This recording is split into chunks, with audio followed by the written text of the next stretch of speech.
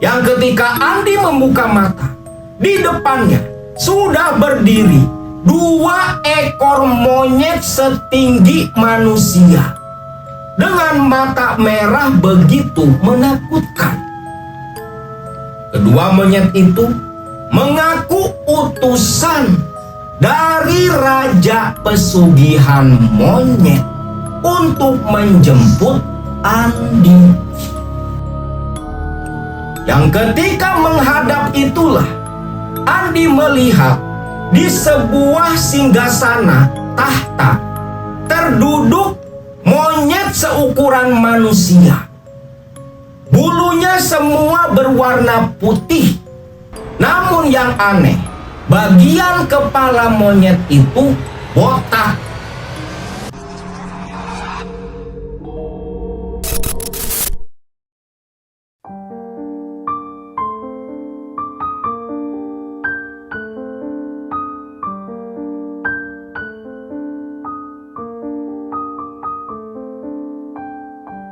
Assalamualaikum warahmatullahi wabarakatuh. Salam sejahtera buat semua Baraya KMS dimanapun kalian berada.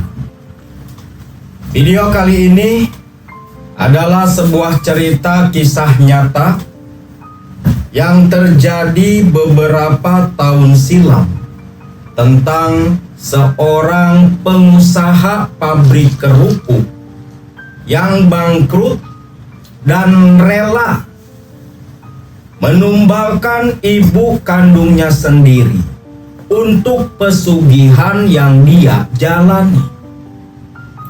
Kisah ini dibagikan oleh salah satu sahabat Akang yang kebetulan salah satu keponakannya meninggal di akhir tahun 2025 menjadi salah satu tumbal dari pesugihan si pemilik pabrik kerupuk. Namun sebelum masuk ke cerita, seperti biasa, Akang tak bosan mengingatkan Baraya semua, khususnya teman-teman yang baru bergabung dan menonton video-video di channel kita. Klik tombol subscribe, like, komen, dan share semua video di dalam channel ini di media sosial kalian agar semakin banyak orang tahu dan paham tentang sisi gelap dunia spiritual.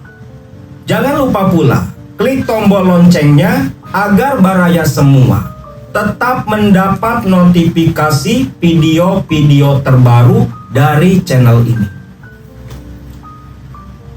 Di sebuah desa di daerah Jawa Barat, sebut saja Desa Cibeber. Di desa itu ada sebuah rumah yang cukup megah, namun terlihat kosong tidak berpenghuni di dekat sebuah pesantren kecil.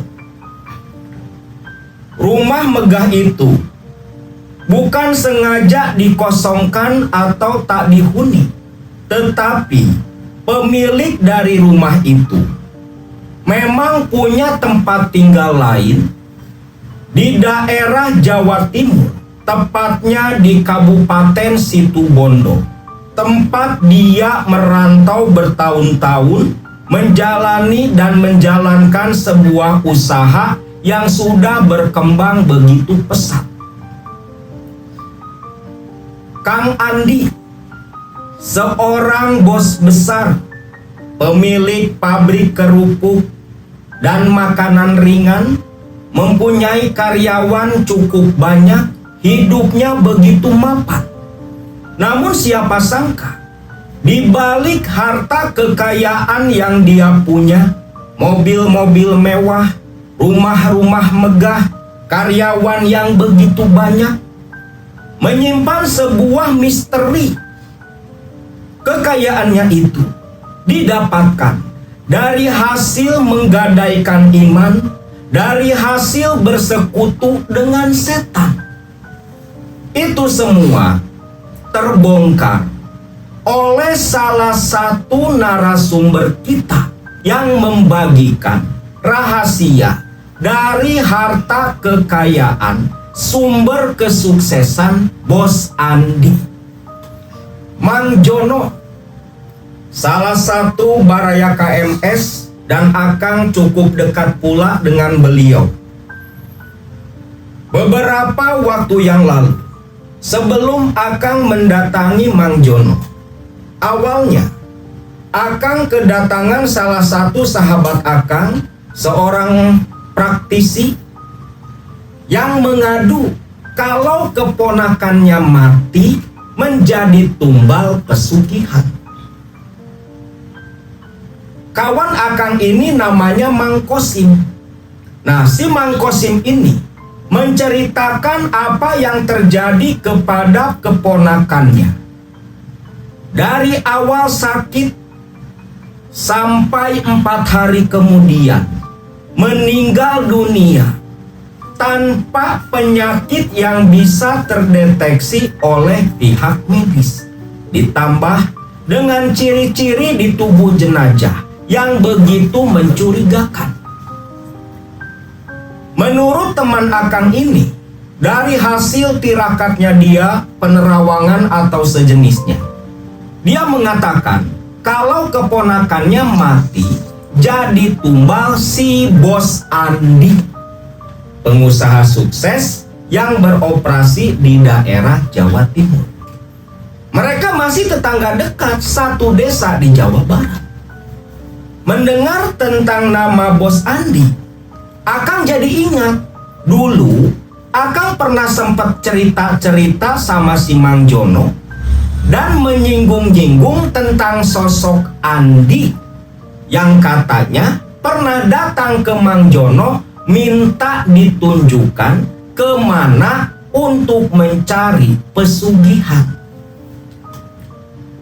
Menurut cerita Mang Jono, di tahun 2010 silam, Mang Jono dan Andi sama-sama bekerja menjadi pedagang kerupuk di daerah Malang, Jawa Timur.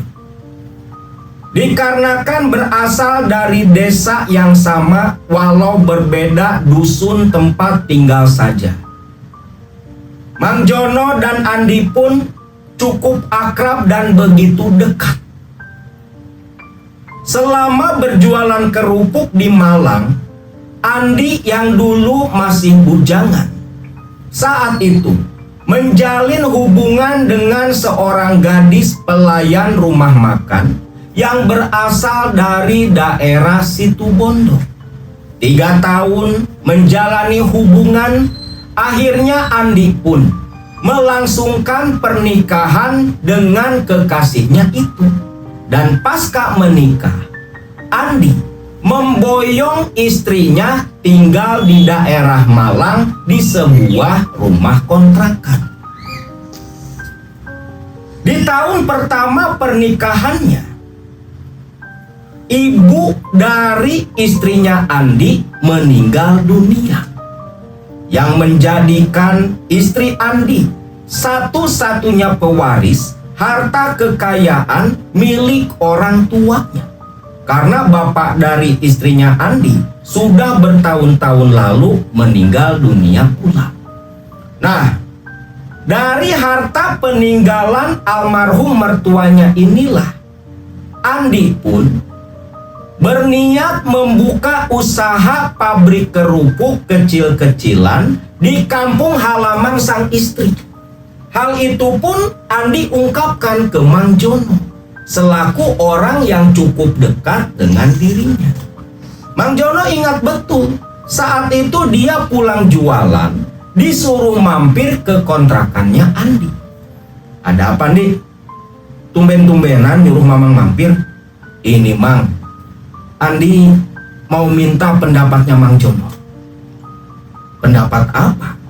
Gini, Mang, semenjak almarhum ibu mertua meninggal, otomatis semua hartanya jatuh ke tangan istri saya, Mang. Saya sudah lama berdiskusi dengan istri. Saya punya keinginan, Mang. Keinginan apa?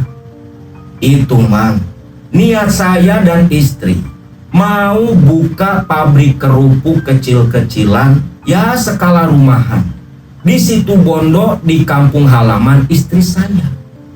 Kira-kira menurut Mang Jono bagaimana, Mang? Oh, jadi rencananya kamu mau buka usaha sendiri? Iya, Mang. Ya, untung-untungan lah, Mang.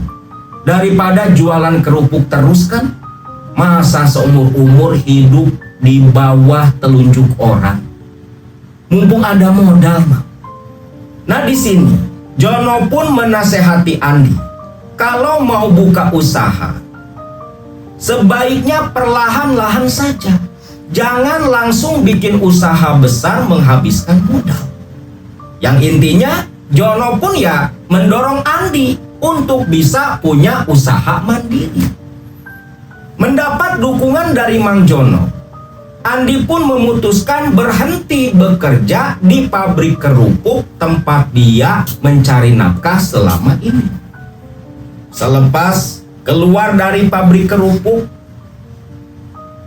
Andi serta istrinya balik ke situ Bondo dan memulai merintis usaha kerupuk miliknya sendiri. Nah, semenjak saat itu, Jono dan Andi pun hilang kontak. Tak ada hubungan komunikasi di antara mereka berdua. Dan tepat di tahun 2015, Mang Jono berhenti bekerja pula. Dan dia pulang ke kampung, ke desa Cigintung, kembali tinggal bersama istri dan 3 orang anaknya. Namun sesekali Mang Jono pun ketika dia berjualan tahu keliling, seringkali mampir ke rumah ibu dari Andi untuk sekedar menanyakan kabar si Andi. Dari kabar yang diterima oleh Jono, kata ibunya Andi yang bernama Bu Ade, usaha Andi di Jawa Timur, di situ Bondo, itu sudah mengalami perkembangan yang cukup berarti. Katanya sudah punya bangunan pabrik sendiri dan punya belasan penjual keliling pula yang mengambil kerupuk dari pabriknya. Mendengar hal itu, Jono pun ikut senang. Sampai satu ketika di tahun 2019 akhir, Jono mendengar kabar kalau usahanya Andi itu mengalami kebangkrutan. Sampai-sampai semua harta bendanya itu terjual habis untuk membayar hutang. Bahkan pabrik kerupuknya pun sudah terjual pula. Menurut cerita dari Bu Ade, Andi hanya mempunyai rumah di situ Bondo dan rumah serta beberapa petak tanah di Cibeber yang dikelola dan ditempati oleh ibunya. Hanya itu satu-satunya aset yang masih tersisa. Dan bahkan menurut cerita Bu Ade, sertifikat rumah yang ditinggali oleh Bu Ade itu sudah digadein pula ke pihak perbankan. Entah bekas apa, namun yang jelas usaha Andi di situ Bondo hancur babak belur. Jono pun menyayangkan nasib buruk yang menimpa Andi. Waktu berlalu, tepat di awal tahun 2020. Waktu itu, Jono selepas sholat Isya pergi ke pabrik tahu majikannya. Seperti para penjual tahu keliling yang lain, tahu yang dibuat di pabrik itu digoreng oleh para pedagang masing-masing. Nah, selepas selesai menggoreng tahu, dimasukkan ke dalam ember palkon untuk berjualan keesokan paginya. Jono pun meletakkan palkon-palkon tahu di bagasi belakang motor, lantas mengendarai sepeda motornya pulang ke rumah. Motor diparkirkan di depan rumah, tahu dibawa masuk ke dalam ditaburi garam kasar. Baru beberapa menit Mang Jono duduk ngerokok, terdengar ada motor masuk ke halaman rumah, berhenti, lantas berpuluk salam dari teras depan. Loh, siapa yang namu jam segini? Ucap Jono. Saat itu sekitar jam 10 malam. Ketika Mang Jono membukakan pintu, terkejut dia. Ternyata yang datang bertamu tak lain adalah Andi. Loh, kamu Ndi? Dari mana jam segini mampir? Sengaja, Mang. Dari kemarin sebenarnya saya pulang ke Cibeber. Cuman baru sempat sekarang mampir ke tempatnya Mang Jono. Alhamdulillah. Istri ikut? Enggak, Mang. Istri masih di Situbondo sama anak-anak juga. Saya pulang sendiri. Ya udah. Kamu masuk ke dalam. Andi dibawa masuk ke dalam, disuguhi kopi oleh Mang Jono dan Teh Nur istrinya. Mereka berdua bicara basa-basi bahasana bahasini. Namun di ujungnya, Andi dengan wajah yang begitu serius bertanya ke Mang Jono. Mang, sebenarnya saya sengaja pulang dari Situbondo. Itu memang pengen ketemu sama Mang Jono. Loh, ada apa nih?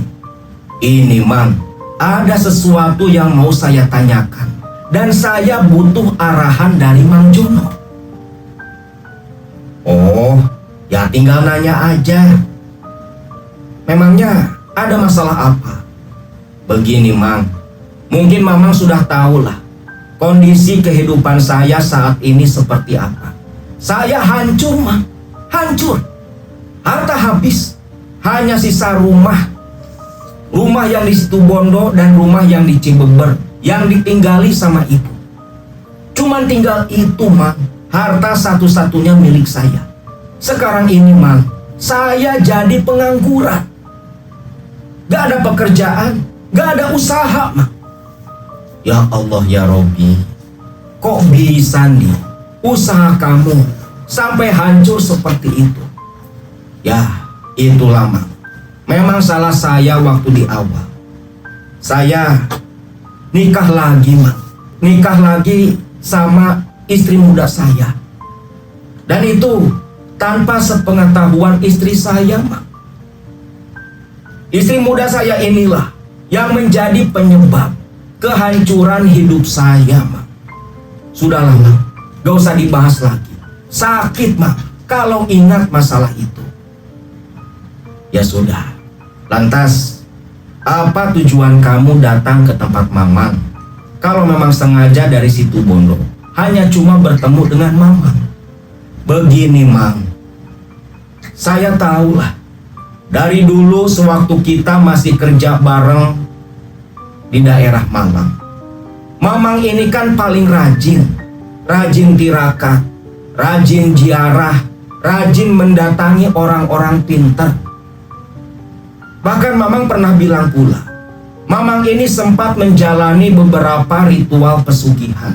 Namun semua Mamang tolak. Jono pun terdiam, bahkan sampai terkejut, takut istrinya di kamar ikut mendengar.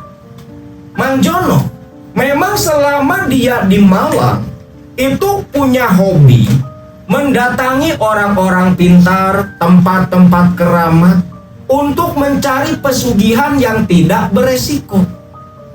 Mang Jono pun sempat beberapa kali pula menjalani ritual-ritual pesugihan seperti di Kemukus, Gunung Kawi, Gunung Arjuno.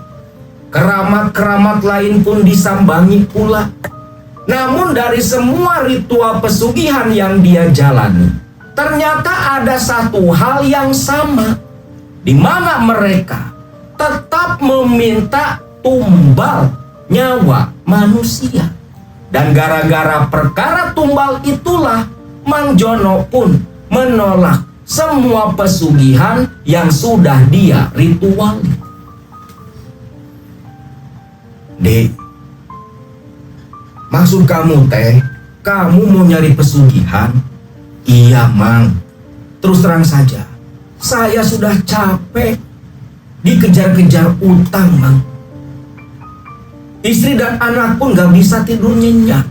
Penagih utang tiap hari datang ke rumah tak tahu waktu. Tolong, Mang, tolong tunjukkan kemana saya harus pergi mencari pesugihan. Nih, kamu mesti tahu, Mamang saja yang sudah beberapa kali menjalani ritual, semua Mamang batalkan. Karena apa? Karena satu hal nih, semua pesugihan itu meminta tumbal nyawa sebagai ganti. Gak apa-apa, Mang. Gak apa-apa. Saya siap, Mang. Asal memang betul pesugihan itu bisa membawa saya jadi orang kaya raya. Gak masalah, Mang. Astagfirullahaladzim. Yakin kamu, Dik? Yakin, Mang. Kalau nggak yakin, ngapain saya jauh-jauh kemari? Ya sudah. Tapi ingat, Dik, dosa kamu tanggung sendiri. Di akhir nanti, jangan sedikit pun libatkan Mamang. Tenang, Mang. Tenang. Saya nggak akan melibatkan Mamang sedikit pun. Di dunia ataupun selepas mati nanti. Tolong, Mang. Kemana, Mang? Kemana saya harus pergi? Andi, kalau memang kamu sudah bulat tekad, udah nekat, udah buntu, Mamang kasih saran. Kamu datang saja ke Gunung Kawi. Di Gunung Kawi nanti, langsung temui juru kunci di Keraton Gunung Kawi. Di tempatnya Eyang Tunggul Manik dan Raden Ayu Tunggul Manik. Temui juru kunci di sana dan langsung kau ungkapkan apa yang jadi tujuan. Setahu Mamang, nanti juru kunci langsung akan membantu dan membimbing kamu untuk mendapatkan pesugihan di Gunung Kawi. Ingat, di Gunung Kawi itu banyak jenis pesugihan. Di sana pusat dari semua pesugihan yang ada di tanah Jawa. Berhati-hatilah. Kalau kamu sekiranya tak mampu, lebih baik tolak dan mundur sebelum terlambat. Ucap Mang Jono menasehati si Andi. Di sini Andi hanya mengangguk-angguk saja. Lantas selepas mendapat keterangan sedemikian rupa dari Mang Jono, malam itu pula Andi pun pamitan dan berkata kalau pagi harinya mau langsung naik kereta menuju ke Jawa Timur sana. Balik lagi ke Situbondo ke rumah istrinya. Selepas kepergian Andi, Jono hanya menatap dengan pandangan kosong, menatap punggung Andi di motor yang semakin menjauh. Agak sedikit menyesal dalam hati. Astagfirullah, kenapa malah tak tunjukin? Ya Allah, mudah-mudahan saja si Andi membatalkan niatnya. Kalau tidak, saya sendiri ikut berdosa, pikir Jono yang baru tersadar. Namun selepas itu ya, apa boleh buat? Jono pun masuk ke dalam rumah, pintu dia tutup, lantas menyusul ke kamar tidur dengan istrinya. Waktu pun berlalu terasa begitu cepat. Sudah 1 bulan pasca Andi tempo hari datang bertamu di malam hari ke rumah Mang Jono. Waktu itu Mang Jono baru pulang jualan tahu keliling sekitar jam 12 siang. Mang Jono sedang membereskan ember-ember balkon di motornya. Lantas dia masuk ke dalam rumah, mandi, sholat duhur, dan makan di teras depan. lagi asik makan di teras sambil memperhatikan burung-burung kicau di sangkar. Mang Jono sempat terdiam ketika datang sebuah mobil berhenti tepat di depan rumah Mang Jono. Mobil siapa berhenti di depan? Pikir Mang Jono. Pintu tak langsung terbuka, seolah si pengendara mobil seperti yang sedang menyiapkan sesuatu. Ketika pintu mobil terbuka, Mang Jono pun terkejut. Yang datang itu ternyata Andi.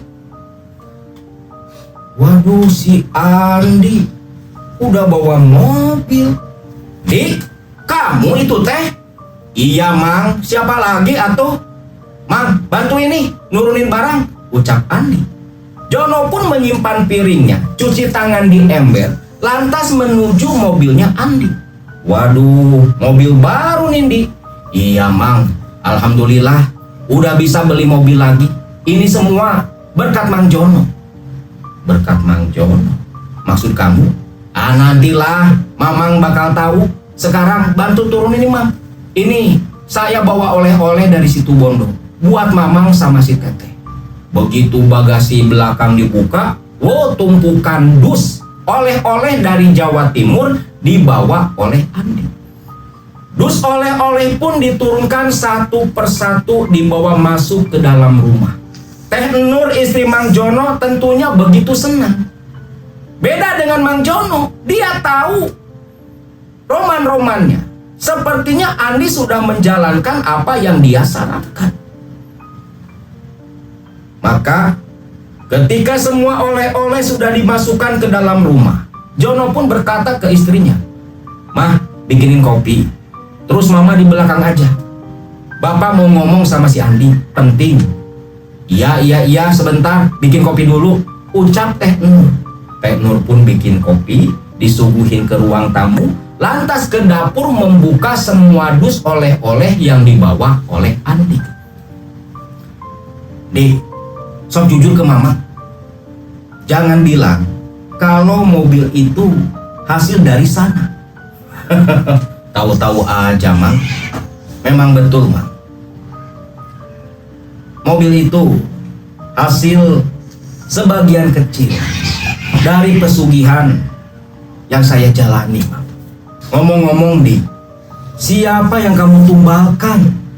Karena pesugihan di sana di Gunung Kawi, semua minta tumbal. Adalah, Mang. Nanti pun Mang Jono bakal tahu sendiri. Yang jelas, ini semua ya demi kebahagiaan keluarga saya, Mang. Lalu di sini Andi pun menceritakan sepintas perjalanannya datang ke Gunung Kawi sesuai dengan arahan Mang Jono. Menurut cerita Andi ke Mang Jono pada waktu itu, 2 minggu pasca Andi pulang dari rumah Mang Jono, setibanya di situ Bondo, Andi teringat terus ucapan Mang Jono perihal pesugihan yang pasti meminta tumbal. Sebenarnya, dipikir-pikir, muncul keraguan dalam hatinya Andi. Dia takut kalau tumbal yang diminta itu istri atau anaknya.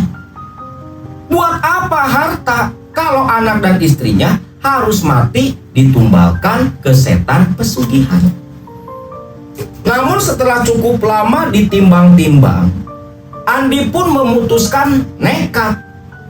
Kalau misalnya nanti setannya minta istri atau anak, ya apa salahnya ritual tinggal dibatalkan saja. Itu pikirannya Andi. Maka Andi pun lantas berangkat ke Gunung Kawi, menuju ke Keraton Gunung Kawi sesuai instruksi dari Mang Jono. Ketika datang ke Keraton Gunung Kawi, saat itu cukup banyak pula peziarah yang datang berlalu lalang di sekitar area tempat keramat. Andi pun menemui seorang petugas di sana, lantas menanyakan tempat juru kunci keraton Gunung Kawi. Lalu oleh si petugas pun, Andi diarahkan untuk terus sampai ke lokasi keraton Gunung Kawi. Di bangunan itulah juru kunci berada. Bahkan katanya ada beberapa tamu pula yang sedang konsultasi di sana. Andi pun langsung berjalan kaki ke arah yang ditunjukkan si petugas tadi. Tiba di lokasi, ternyata ada beberapa orang yang terlihat seperti bukan orang-orang kita. Mata mereka sipit, sepertinya mereka keturunan orang-orang Chinese. Terlihat sedang berkonsultasi dengan sosok juru kunci. Andi pun menunggu giliran sampai mereka semua selesai. Ketika Andi sedang duduk melamun memperhatikan mereka yang sedang berbicara, sesekali si juru kunci menatap ke arah Andi dan tersenyum. Andi pun hanya menganggukkan kepala saja. Terasa hangat dalam hati melihat senyuman dari juru kunci itu. Sampai akhirnya rombongan selesai berkonsultasi. Andi pun dipanggil oleh juru kunci. Loh, Mas ini dari mana? Perkenalkan Pak, saya Andi. Saya dari Situbondo. Namun asal saya dari Jawa Barat Pak. Saya orang Sunda. Oh, orang Sunda. Ada perlu apa? Sepertinya nah Andi ini sedang banyak masalah. Usaha bangkrut, banyak utang, atau apa? Loh, kok Bapak bisa tahu ya? Kondisi saya memang seperti itu Pak. Usaha saya memang bangkrut, hutang saya banyak. Sekarang saya nganggur, dikejar-kejar penagih utang. Pak, tolong saya Pak, tolong saya. Bapak paham. Ada dua pilihan. Mau yang jalan cepat, apa yang biasa-biasa saja. Maksudnya Pak? Yo gini loh. Kalau yang jalan biasa-biasa saja, cukup ziarah dan ngalap berkah ke Eyang Tunggul Manik dan Raden Ayu Tunggul Jati. Cukup. Mudah-mudahan pulang dari sini ada jalan untuk masalah. Oh, berarti kalau yang biasa ngalap berkah Pak? Iya, kalau yang biasa ngalap berkah. Terus, kalau yang gak biasa bagaimana Pak? Nah ini, kalau yang pengen cepat, ya kamu mesti ikut pesugihan. Yang penting sanggup dengan syarat-syarat ritualnya, syarat-syarat yang harus kamu penuhi. Jelas saja di sini Andi pun memilih opsi kedua, pengen jalan yang cepat. Lawang tujuannya memang mau nyari pesugihan, datang ke Gunung Kawi. Pak, kalau untuk pesugihan, syaratnya apa saja Pak? Begini, selain harus membeli sesaji untuk dipersembahkan ke Eyang Tunggul Manik dan Raden Ayu Tunggul Jati,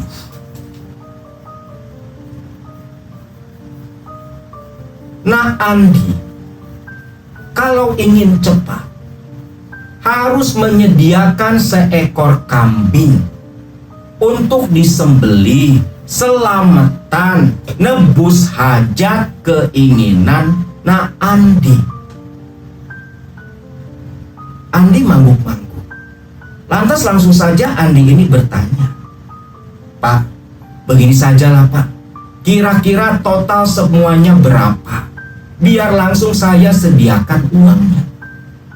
Nah waktu itu nih, tahun 2020, nih kata cerita Mang Jono ya, itu Andi katanya diminta uang sekitar 8 juta untuk biaya membeli alat-alat ritual dan untuk membeli kambing sebagai syarat utama ritual pesugihan. Andi pun setuju dengan nominal yang diminta oleh juru kunci. Lantas Andi bertanya, "Pak, mohon maaf Pak, kira-kira pesugihan apa yang bisa saya dapatkan di tempat ini Pak?" "Yo, kalau masalah itu nanti urusan bangsa-bangsa goib yang ada di sini. Karena setiap orang yang datang itu berbeda-beda, tergantung cocoknya sama siapa." "Bagaimana kalau sanggup malam ini juga ritual bisa dimulai?" "Ya sudahlah Pak, saya sanggup Pak." Langsung Andi pun menyerahkan uang kepada juru kunci. Nah, tahapan ritualnya sendiri itu dimulai selepas sholat maghrib. Di Gunung Kawi kan ada pula musola, kelenteng juga ada kan, gereja pun ada di sana. Pokoknya 5 agama tempat ibadah tersedia di Gunung Kawi. Karena yang datang ke sana itu lintas agama. Gak ada aturan atau batasan. Jadi gak rasis nih kalau di Gunung Kawi, semua pun boleh datang. Nah, di sana selepas maghrib, juru kunci pun mengutus seorang petugas, ya bisa dibilang pembantu dari juru kunci, untuk menemani Andi melakukan satu demi satu ritual. Yang pertama, Andi ini katanya dimandikan di sebuah sendang di lokasi Gunung Kawi. Nah, selepas mandi di sendang itu, Andi dibawa si petugas ke makam Eyang Tunggul Manik dan Tunggul Wati. Berziarah di sana memberikan sesajen. Lalu selepas itu baru dibawa kembali ke Keraton Gunung Kawi, ke tempat utama ritual. Nah, selepas tiba di Keraton Gunung Kawi, Andi langsung diserahkan ke juru kunci utama. Nah, oleh juru kunci utama inilah Andi pun dibimbing untuk menjalani ritual. Sesaji berupa kembang 3 warna, kopi manis, kopi pahit, teh manis, 2 piring nasi putih lengkap dengan lauk telur ceplok yang katanya kesukaan Eyang Tunggul Manik dan Tunggul Wati. Ditata di atas altar, yang di atasnya pun itu ada kayak gentong dari tanah liat yang katanya itu air jam-jam. Katanya air jam-jam ya, yang nanti biasanya diminum oleh para peziarah. Di sini Andi hanya duduk bersila di belakang juru kunci. Juru kunci membakar dupa, dupa menyala ditancapkan di sana, lantas mulai memimpin doa dengan bacaan-bacaan bahasa Jawa. Andi hanya duduk diam mengaminkan apa yang diucapkan oleh juru kunci di sana. Selepas itu, Andi dibawa ke tempat nyepen, kayak kamar kecil di dalam Keraton Gunung Kawi. Di tempat penyepenan ini, di situ pun sudah ada berbagai sesaji pula. Bahkan ada foto-foto yang diletakkan di sana. Entah itu foto para peziarah atau ada pula yang berasumsi itu foto-foto para tumbal yang ditumbalkan di Gunung Kawi. Wallahu a'lam bishawab. Nah, di situ Andi pun disuruh semedi semalam. Baru esok paginya menjalani ritual yang lainnya. Nah, sayangnya si Mas Andi ini gak menceritakan ke Mang Jono apa yang dia alami ketika semedi di Panyepenan. Katanya disuruh semedi di sana duduk diam, munajat, meminta tolong agar dikabulkan apa yang menjadi keinginannya. Esoknya, Andi menjalani ritual lanjutan, di mana Andi kembali dimandikan di sebuah sendang di Gunung Kawi. Yang malam harinya Andi disuruh duduk tirakat, duduk semedi di bawah pohon Dewadaru. Di mana mitosnya? Apabila peziarah duduk semedi di bawah pohon Dewandaru, yang katanya pohon tempat dulunya para dewa menurunkan wahyu. Di situ, kalau si peziarah mendapatkan daun atau ranting yang jatuh dari pohon Dewadaru, itu bisa jadi pertanda kalau si peziarah ini lulus dengan ritual yang sedang dia jalani di sana. Andi pun hanya duduk diam mengikuti perintah si juru kunci.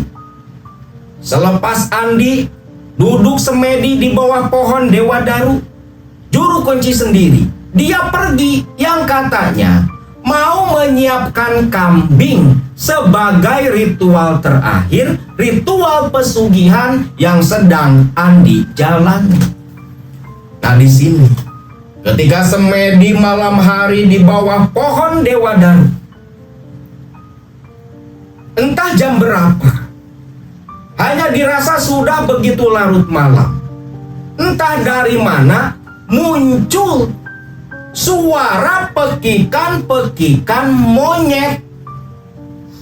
Suara monyet memekik saling bersahutan begitu ramai. Bahkan Andi merasa seperti terkepung oleh monyet-monyet yang entah datang dari mana. Semakin lama, suara monyet semakin ramai, semakin banyak pula. Andi lantas dibangunkan oleh suara yang begitu kencang, begitu menggema, begitu berat, bahkan lebih seperti suara geraman. Yang ketika Andi membuka mata, di depannya sudah berdiri 2 ekor monyet setinggi manusia dengan mata merah begitu menakutkan.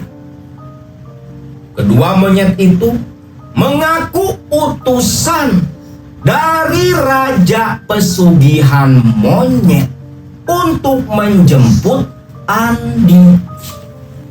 Di sini Andi pun dibawa oleh 2 monyet utusan itu.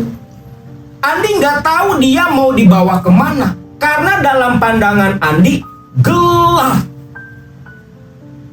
Jangankan melihat jalan, melihat jari sendiri pun tak bisa.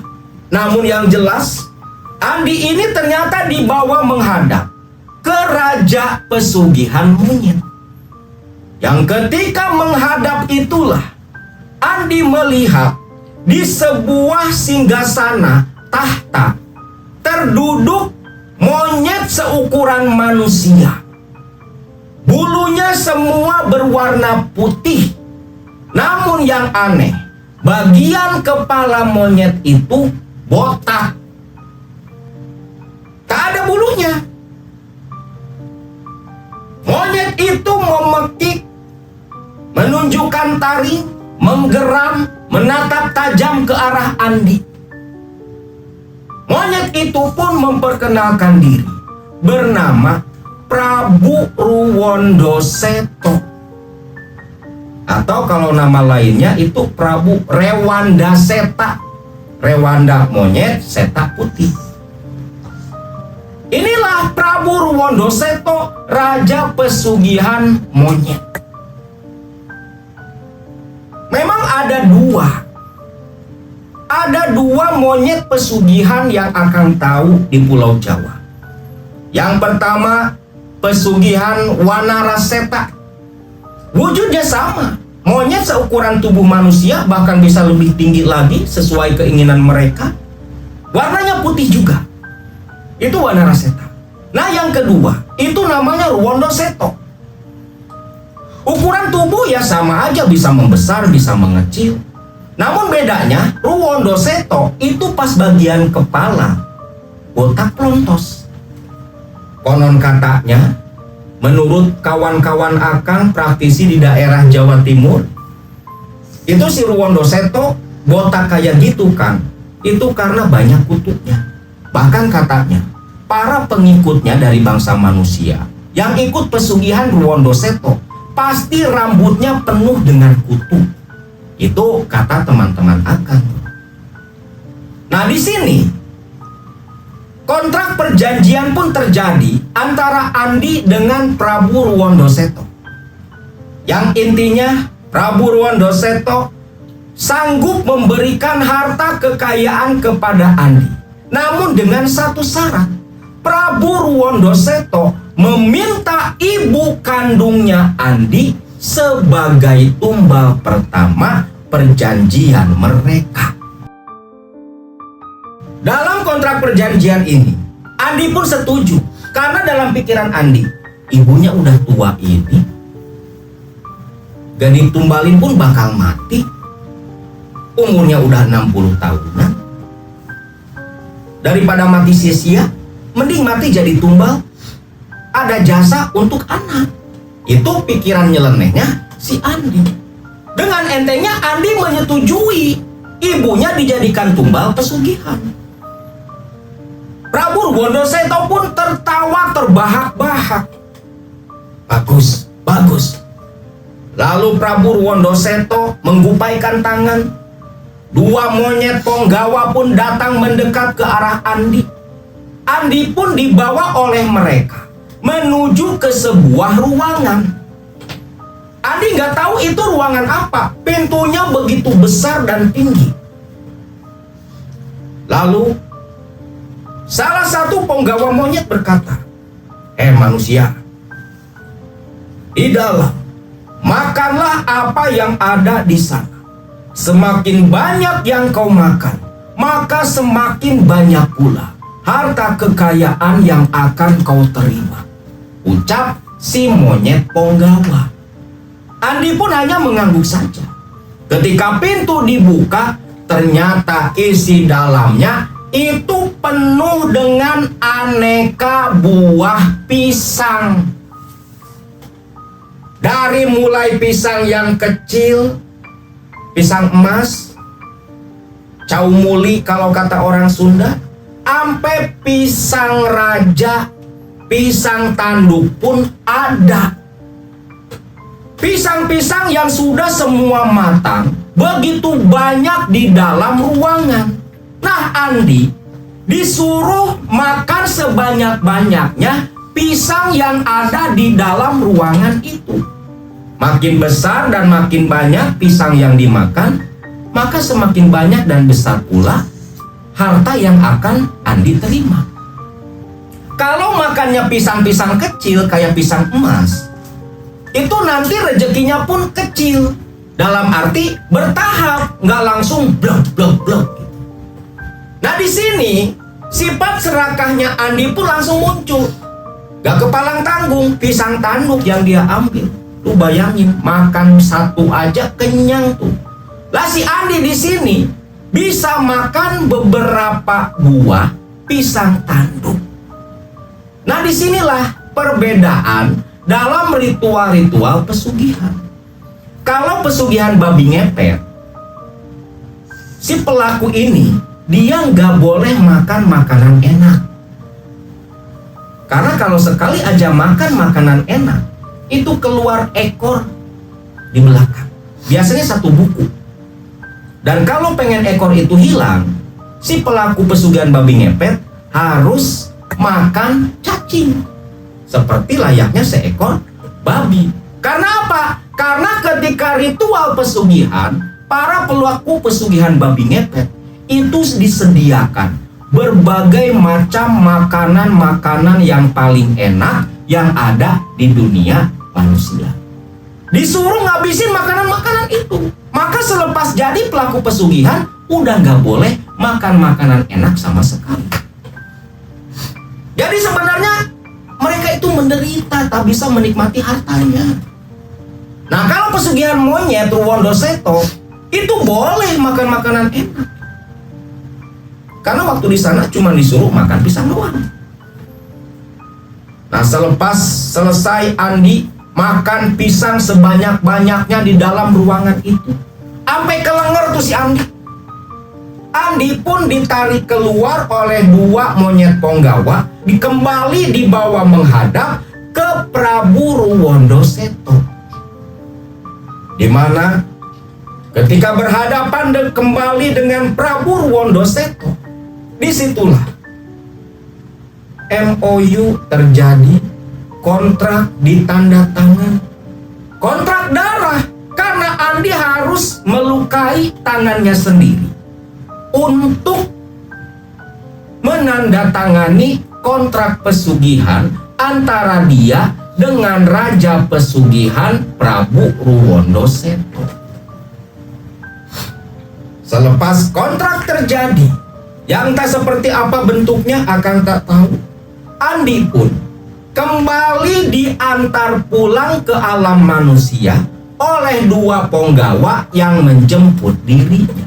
Yang ketika Andi tersadar, dia kembali sudah duduk bersila di bawah pohon Dewadaru, dan sudah ada 2 daun serta ranting kecil kering di pangkuan Andi. Yang saat itu ketika Andi kembali bertepatan dengan waktu adzan subuh berkumandang. Tak berselang lama, juru kunci pun datang. Dia tersenyum dan berkata, "Nak Andi, syukur. Nak Andi sudah diterima, sudah lulus. Mana daun Dewadaru itu? Daun Dewadaru dan rantingnya lantas diserahkan kepada juru kunci.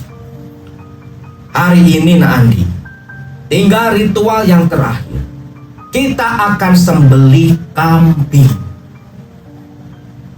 Singkatnya nih, kambing pun disembelih sama tuh juru kunci yang katanya buat selamatan. Namun dalam pandangan Andi, yang disembelih itu bukan kambing, tetapi Bu Ade, ibu kandungnya sendiri. Lalu singkatnya, selepas semua tahapan ritual selesai, Andi pun diberi 2 kantung kain, satu warna kuning, satu warna merah, yang tulisan Gunung Kawi itu loh. Yang satu disimpan di rumah, yang satu katanya disimpan di tempat usaha nantinya. Selepas itu Andi pun pamitan pulang. Ketika pulang ke rumah nih, di rumah Andi itu kan memang harus ada ritual lanjutan kan, ada ritual mingguan, bulanan. Kalau ritual tahunan ya datang lagi ke Gunung Kawi syukuran, biasanya di bulan Suro. Nah di rumah pun Andi ada ritual yang harus dilakukan, ritualnya Jen. Nah di minggu keempat, awal minggu keempat nih, ketika Andi sedang ritualnya Jen di dalam kamar di rumahnya,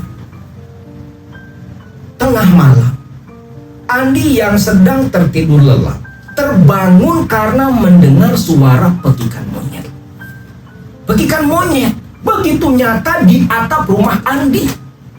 Padahal kampung itu jauh dari hutan. Monyet dari mana coba? Namun di tengah kebingungannya, ada suara yang menyuruh Andi masuk ke dalam kamar ritual. Begitu kamar dibuka, di dalam kamar itu sudah ada tumpukan uang yang cukup banyak. Dan dari uang itulah Andi bisa melunasi hutang-hutangnya dan beli mobil yang dia gunakan pulang ke Cibeber mendatangi Mang Jono. Nah itu Mang, kisah saya waktu di Gunung Kawi. Pokoknya makan waktu 5 hari Mang, dari pertama datang sampai semua ritual selesai. Nede, jadi kamu teh numbalin ibu kandung kamu sendiri? Andi terdiam. Ah, sudahlah Mang, itu urusan saya. Saya tak akan melibatkan Mang Jono. Itu saja Mang. Sekali lagi terima kasih Mang, karena berkat arahan Mang Jono, saya bisa keluar dari masalah saya. Saya mau pamit dulu Mang. Mau pamit pulang. Paling nanti mampir ke rumah ibu. Malam hari saya langsung pulang ke situ pondok. Soalnya saya lagi mulai kembali ngerintis usaha, ngerintis pabrik kerupuk lagi. Sekalian mau buka pabrik makanan ringan seperti makroni, ucap Andi. Jono pun tak bisa berbuat apa-apa. Walau dalam hati menyesal sudah mengarahkan Andi ke Gunung Kawi, namun penyesalan tinggal penyesalan saja. Masa lalu tak bisa diulang. Dengan berat hati, dengan rasa kecewa, Jono pun mengantarkan Andi naik ke mobilnya. Lantas klakson berbunyi, Andi pun pergi dari rumah Mang Jono. Selepas kepergian Andi, Jono hanya bisa menggelengkan kepala. Besoknya ya Jono seperti biasa, jualan tahu lagi keliling. Memang tiap hari kerjanya seperti itu. Jualan tahu keliling Mang Jono ini. Tahu mentah, tahu matang, semua ada. Nah, sekitar 5 hari pasca Andi berkunjung ke rumah Mang Jono. Waktu itu Mang Jono seperti biasa jualan tahu keliling. Agak laris tuh jualannya. Jam 9 udah habis. Nah, sekitar jam 10 pagi menuju arah pulang, entah kenapa Mang Jono ini pengen rasanya mampir dulu ke rumahnya Bu Ade. Dan ketika mendekat ke arah rumah Bu Ade, di situ sudah banyak orang berkerumun. Astagfirullah, ini ada apa? Kok banyak orang ngumpul? Jono pun minggir, motor diparkirin pinggir jalan, lantas berjalan ke kerumunan. Melihat ada yang kenal tuh, Kang, ini ada apa? Rame-rame di sini. Mang Jono, ini Mang, Bu Ade meninggal. Innalillahi wa inna ilaihi raji'un. Meninggal kenapa? Kapan? Tadi pagi Mang, meninggal di rumah sakit. Sekarang jenazahnya masih dalam perjalanan. Astagfirullah. Ya sudah tuh, saya mau pulang dulu, mau ganti baju. Iya Mang. Jono pun langsung ngabret pulang ke rumah. Neng, si Bu Ade meninggal Neng. Bu Ade mana? Itu ibunya si Kang Andi. Astagfirullah Pak, kenapa? Gak tahu, katanya meninggal di rumah sakit. Buru-buru nih, Teh Nur, Mang Jono saling ganti baju dong, ngelayat ke rumahnya Bu Ade. Ketika datang ke sana bertepatan ambulan tiba pula. Jenazah Bu Ade diturunkan dari dalam ambulan, lantas dibawa masuk ke dalam rumah. Jono pun melihat ada sosok Teh Hesti, kakak kandungnya Andi. Andi ini anak bungsu dari 2 bersaudara. Jono pun mendekat beserta istrinya. Neng, si Andi kemana? Andi masih di perjalanan Mang, paling besok dia tiba kemari. Lah terus, ini mau langsung diurus, apa mau ditunggukan sampai si Andi datang? Langsung saja Mang. Besok Andi paling ziarah langsung ke makam. Kasihan ibu Mang, ucap Hesti sambil sesekali menangis. Nah, di sini pun Teh Nur, karena memang Teh Nur dan Mang Jono agak dekatlah hubungannya dengan keluarga si Bu Ade ya. Teh Nur pun ikut membantu memandikan jenazah Bu Ade. Selepas dimandikan, dikafankan, disolatkan, lalu bersama-sama dibawa ke pemakaman. Nah, singkatnya nih, selesai prosesi pemakaman, Jono pun kembali berbicara sebentar dengan Teh Hesti. Lalu Jono pamitan pulang beserta dengan istrinya Teh Nur. Nah, sepulangnya di rumah, Teh Nur itu bicara ke Mang Jono. Pak, ada yang aneh Pak sama jenazahnya Bu Ade. Aneh? Aneh kenapa Mah? Ya aneh loh Pak. Masa di sekujur badan tubuhnya Bu Ade itu ada bekas-bekas lebam kebiruan seperti bekas dipukul. Mang Jono terkejut bukan main. Ya Allah ya Rob, yang bener Mah, bener Pak, banyak Pak. Di bagian dada, pinggul, pinggang, lambung, paha, ada bekas-bekas lebam seperti bekas pukulan. hitam kebiruan, Pak. Kenapa ya, Pak? Sudah. Tadi waktu ngemandiin ada siapa saja? Ya cuma ada Mama, Teh Hesti, sama siapa itu, Pak? Ma Eca, dukun beranak itu loh, Pak. Oh ya sudah. Mah, kamu jangan ngomong sama siapapun apa yang kamu lihat ketika memandikan jenazahnya Bu Ade. Loh, kenapa, Pak? Sudahlah. Takutnya malah jadi fitnah. Nurut saja sama Bapak. Teh Nur pun hanya mengangguk saja. Nah, selepas Teh Nur cerita, Mang Jono duduk terdiam. Walau sudah dia prediksi kalau Bu Ade mati jadi tumbal, namun mendengar secara langsung kondisi jenazahnya dari istrinya sendiri, tak ayal Mang Jono pun syok juga.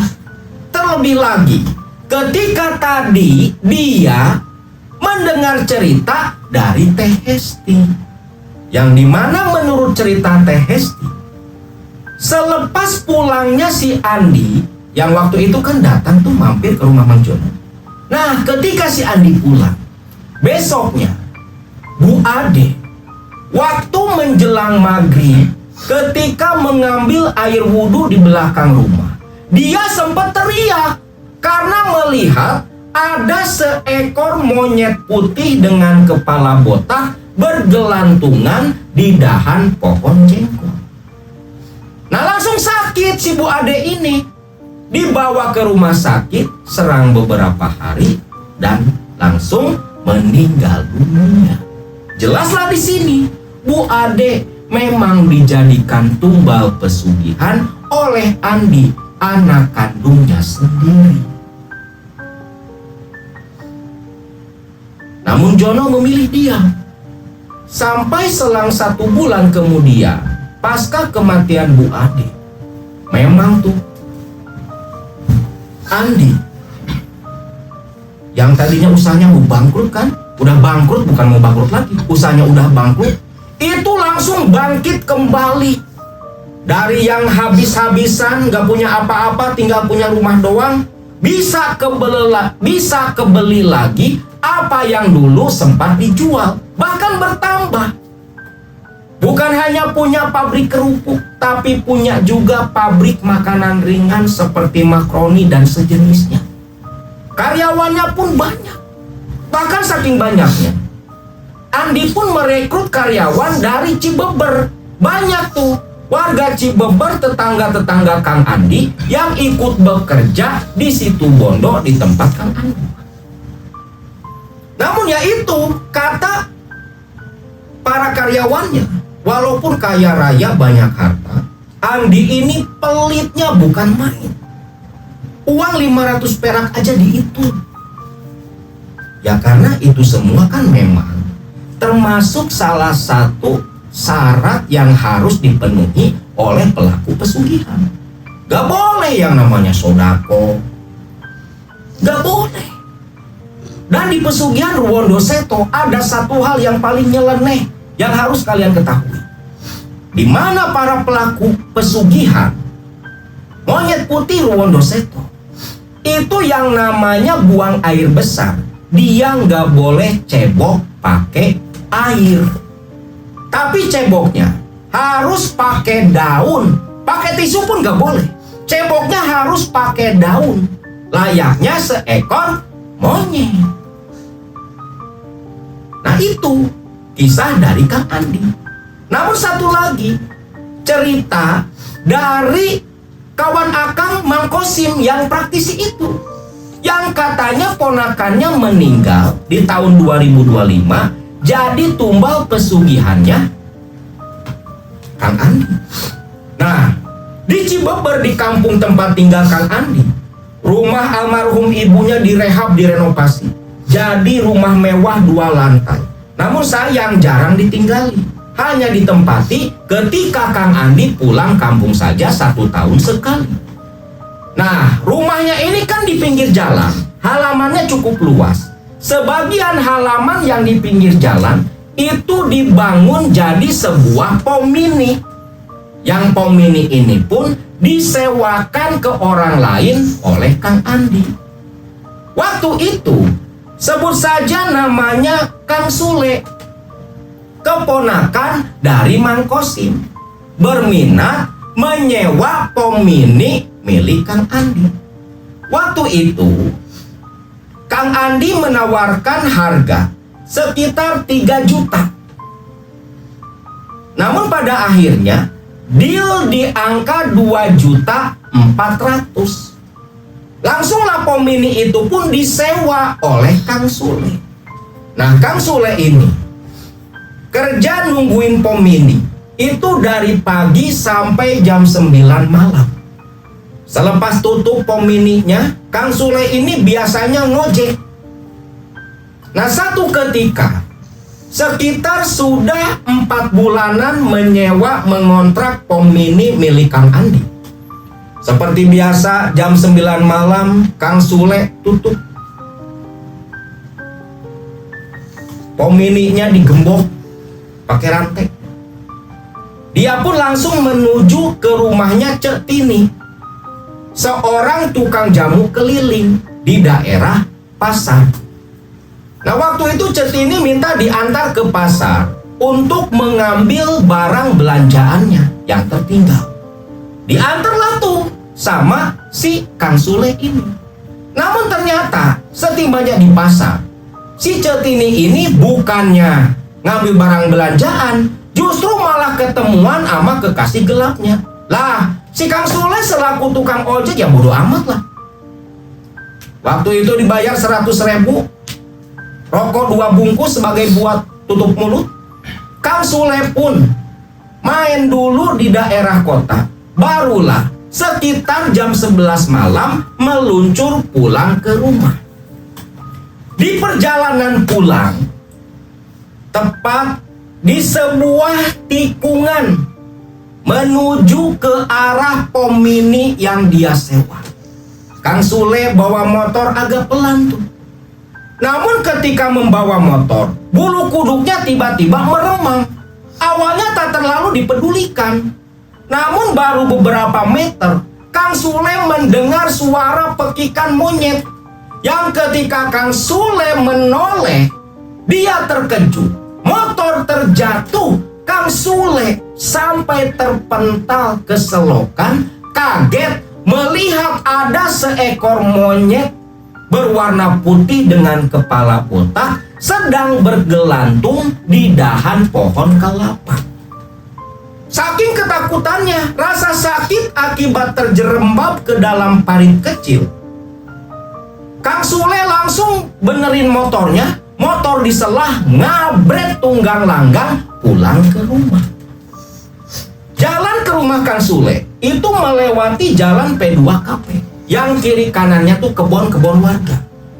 Nah, ketika jalan di jalanan kecil itu, ketika mau berbelok menuju ke rumah, saat itulah Kang Sule kembali bertemu dengan monyet putih berkepala botak yang duduk bergelantungan di pohon pete.